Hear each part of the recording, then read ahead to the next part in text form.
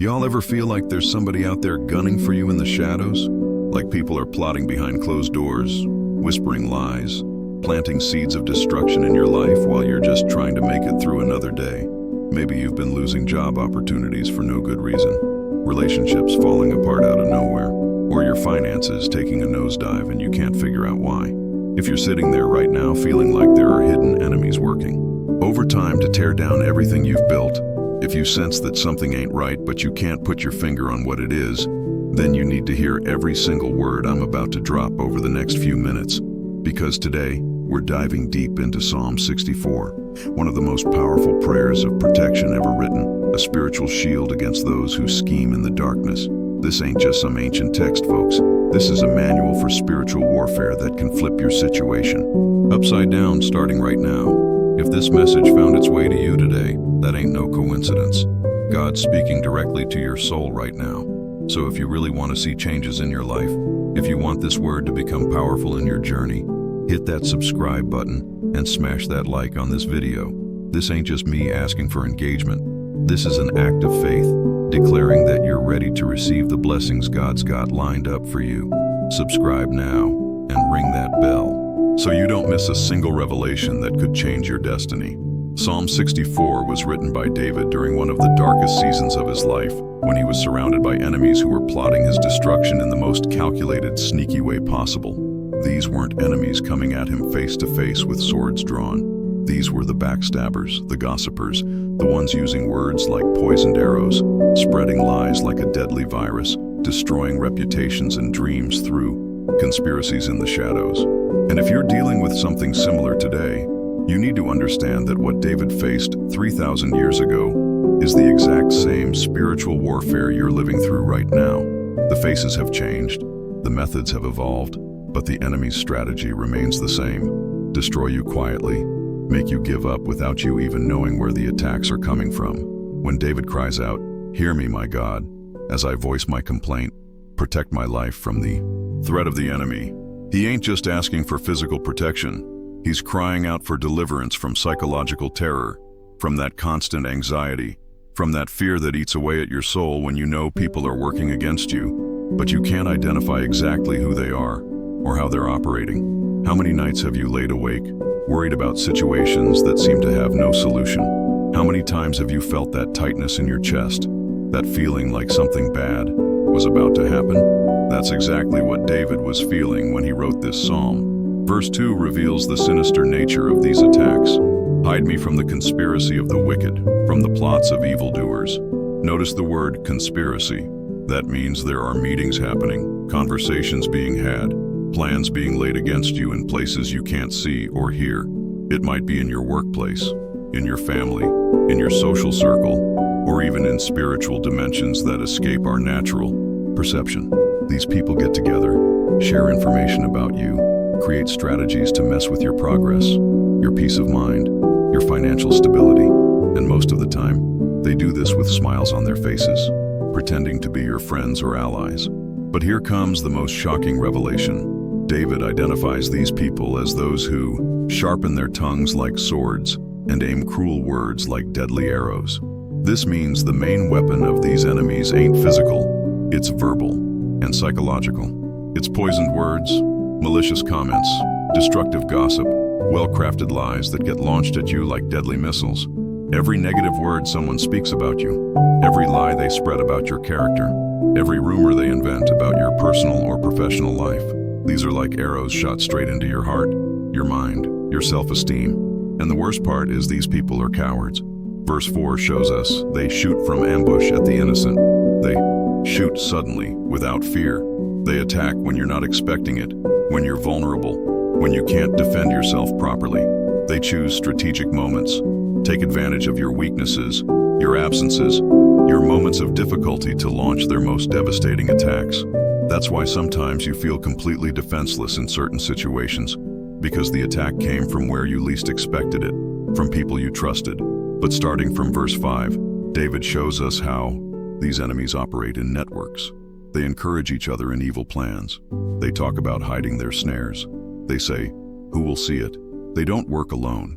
They form alliances, create conspiracy networks, organize themselves to maximize the damage they can cause. And that question, who will see it, reveals their arrogance, their certainty that their evil plans will go unnoticed, that there won't be consequences for their actions. They believe they can destroy you with impunity, that God ain't watching, that divine justice won't reach their dark works. Verse 6 shows us the level of sophistication in these attacks. They plot injustice and say, "We have devised a perfect plan. Surely the human heart and mind are cunning." This means they study you, investigate your life, discover your weak points, your fears, your insecurities, and then use that information against you in calculated and cruel ways. They know exactly where to press to cause the most pain. They know your vulnerabilities and exploit them without mercy.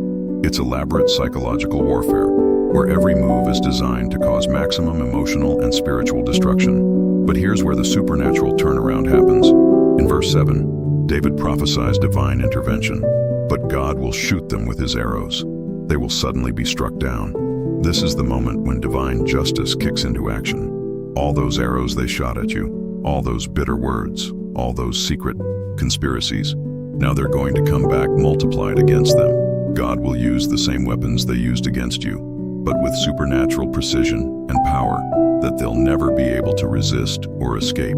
And notice that God's attack will be sudden, exactly like they attacked you. The same way they chose moments when you were vulnerable to attack, God will choose the perfect moment to execute his justice.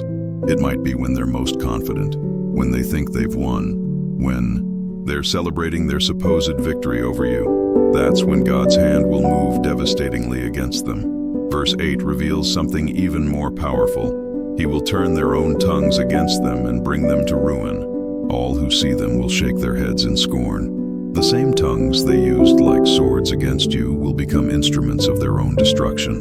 The lies they told, the gossip they spread, the bitter words they shot like arrows, all of this will come back, amplified to ruin their own lives. And it will be so evident that it's God's doing that everyone who witnesses this turnaround will recognize it was divine intervention. This means your vindication won't be quiet or discreet. It's going to be public, visible, undeniable. Everyone who witnessed their attacks against you will also witness their downfall, their embarrassment, their public humiliation. Those who laughed at you, who doubted your integrity, who believed the lies told about you, they'll see with their own eyes how God honors those who trust in him and destroys those who plot against his children. Verse 9 shows us the final result. All people will fear.